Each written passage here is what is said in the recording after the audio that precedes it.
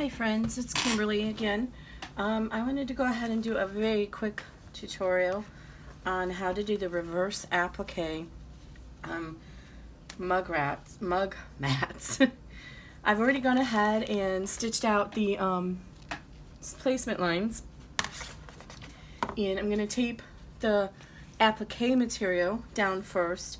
And actually I'm not going to tape it down because the tape will get stuck in there. I'm going to use the weight of the cork vinyl that I'm using for the exterior to hold this down. The trick, so that you'll be able to reverse applique this, is we're going to fold the cork in fourths, lightly. We don't want crease marks in it, just very lightly. And we're going to go ahead and cut off a small notch so that we'll be able to get our scissors in there to trim it away. So I'm going to go ahead and lay the vinyl down there, and I just loosely cut it there for the placement. You want it just to be bigger than the actual applique, and hold it in here and line this up so you can kind of not waste too much of the cork. I cut it a little large, so I cut the cork about I have a big ruler here, sorry. 7.5 by 5.5, and it probably does not need to be that large.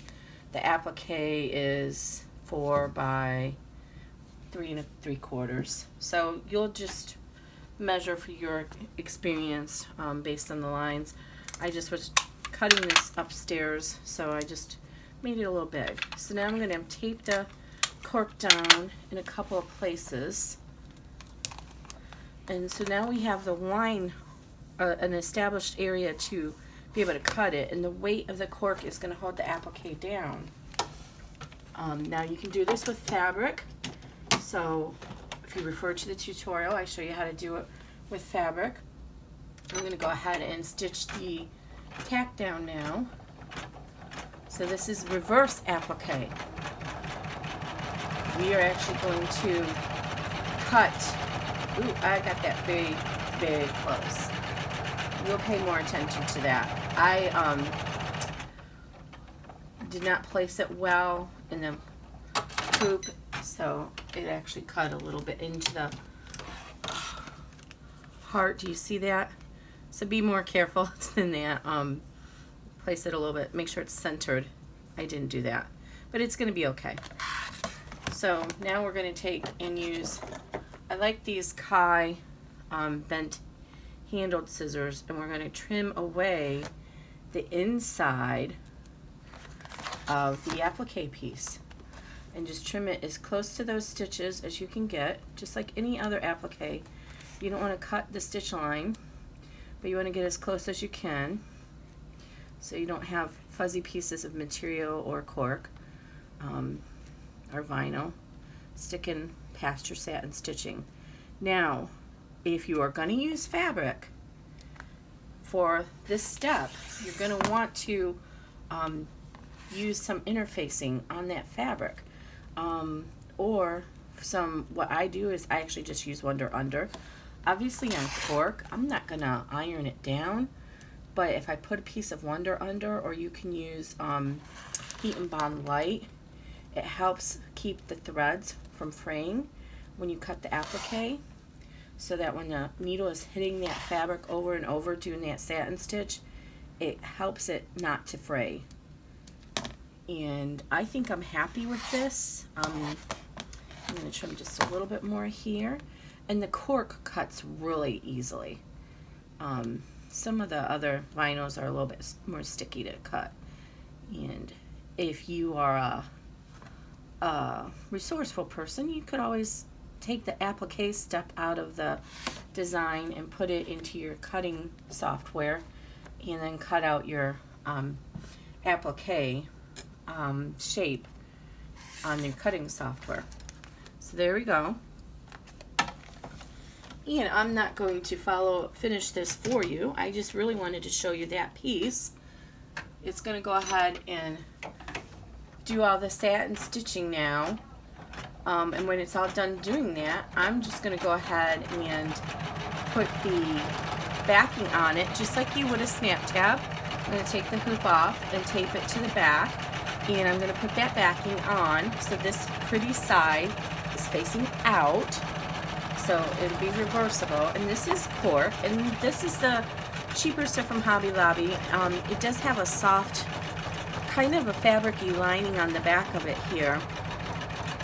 So I don't know if it's going to absorb water very well for your coasters or your mug mats. This one's the mug mat, and then the smaller ones are for the coasters. But, you know, it's Cork, so we'll see. This is a good way to use up scraps. You only need, 4-inch squares of the vinyl. You don't have to use vinyl. You can use fabric for the applique, whatever you want to use. But it's just a cute little, quick little project.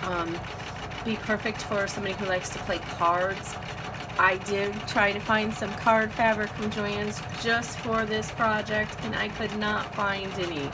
But how adorable would it be if you used card material for the exterior of it? Now, this is the larger one, so it's just going to be a straightaway cut and trim with the raw edges, since we're using a material that we can leave with raw edges. And then if you look at the tutorial, it shows how to do the fabric. And so with the fabric one, what you're going to do is use twice as much fabric and fold it in half and layer that half so they butt up together, tape them to hold them in place, and put that on top for the last step. So I'm not going to do a video on that, but that's the difference between these two projects. If you do the fabric one, it will make it a slightly smaller finished product, because you're going to turn it inside out and you're going to lose a ½ an inch all the way around for that seam allowance. It's actually a little bit greater than ½ an inch because there's the bulk of the fabric is going to take up the room. This might actually be done here in just a minute, so just bear with me a minute and then I'll show you how you would do the fabric version of it. In this cork is actually supple enough, you probably could use it for the exterior and turn it around, flip it inside out, but I wouldn't want to do that. It'll be thicker seams, so I'm not sure why you would want to do that either. Okay, it should be done here in just another minute or two. We've gone this far, might as well stick with it through the end here. Today is Independence Day. I don't know if you'll be watching this video on Independence Day, but I hope everybody did have a wonderful Independence Day and a safe one. We are kind of hanging out at home. We went to our friends for the parade, but the sun kind of did mommy in. I have an inner ear disease, and so if I get too much sun, I get vertigo. So we're hanging out here at home tonight, and we're doing our cookout indoors instead of outdoors, because it's Columbus, Ohio, and it's July, and it is in the upper 90s here, and I just don't even know what to say about that.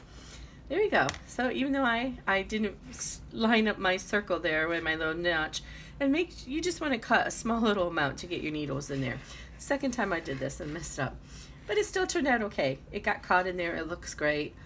So now this is what you would do if you're doing the fabric version. We're going to pretend that we're doing the fabric version. You're going to take your fabric, you're going to fold it over, and you're going to crease it. I would definitely use the iron and crease it. And then you're going to tape it together right here in the center so it's one fabric, and then you're going to do the next step, and then you'll trim it and turn it inside out.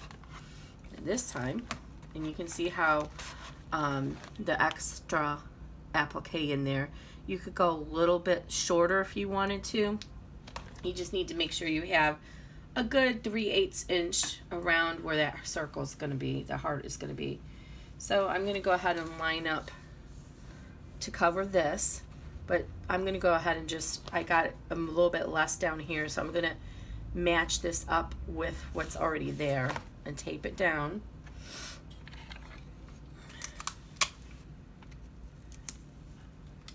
And this is really actually a very fast project.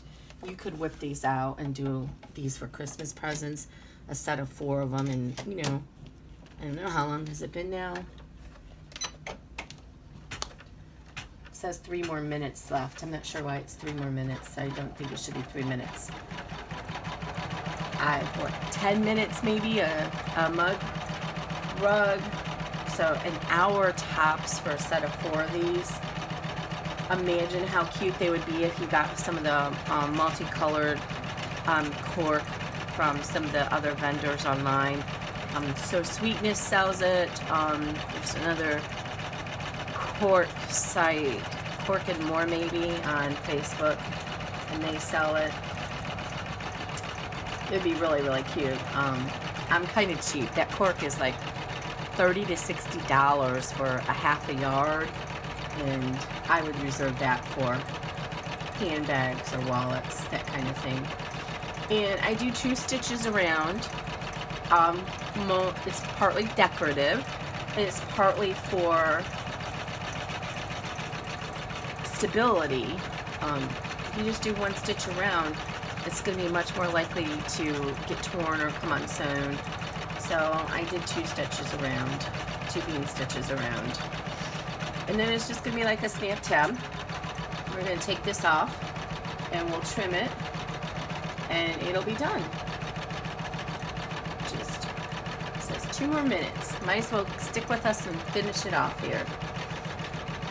And again, if you haven't seen any of my other videos, this is the Janome 350E. I use this machine for most of my testing. For anything that's going to be 4x4 or 5x7 hooped, because I want to make sure that I'm writing designs that the home user can use on a regular standard single embroidery machine or combo machine.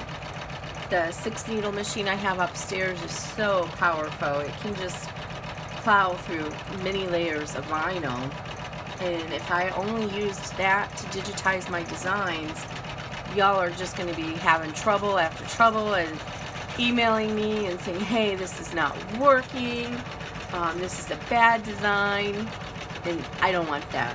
So if it's going to be something that I digitize that's for 4x4, 5x7, it's getting tested. At least one version is getting tested in this machine. I hope you guys could hear me. I'm sorry I wasn't being loud. And there you go. I did use just regular cutaway. Tear away for this. And then I'm going to tear away the loose extra. So it's just, at this point, it's like a snap tab. You know, you just tear away the extra stabilizer and then cut away the extra vinyl or material.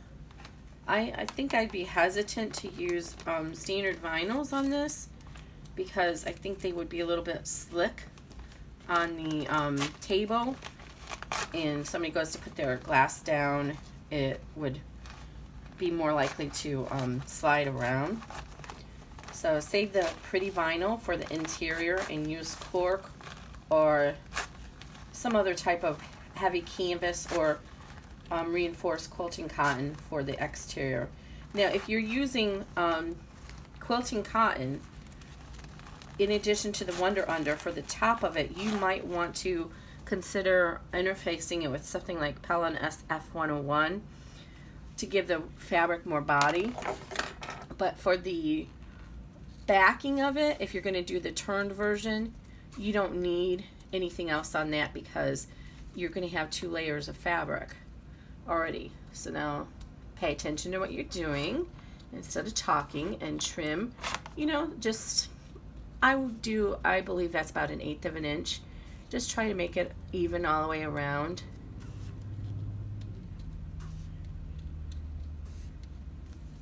And I don't know what I'm going to do with these extra pieces of cork. The big pieces I'll save. They'll be good for like lip balm holders or something. but it's a natural product, so I'm thinking about saving the scraps and using it for something else down the road. Just haven't decided yet. And there you go. Let's move this out of the way. Back is all finished, and you have, oops, and you see what I forgot to do? I forgot to pull my bobbin thread up. You'll remember to pull the bobbin thread up so you don't get that little mess there. And there's my little glass. If you had a cup of coffee, you have room there for your coffee cup and your spoon. Make one of each, the heart, the spade, the diamond, and the club, and you have a nice little gift. Christmas is not going to be too long away, so get busy. Thanks, everybody.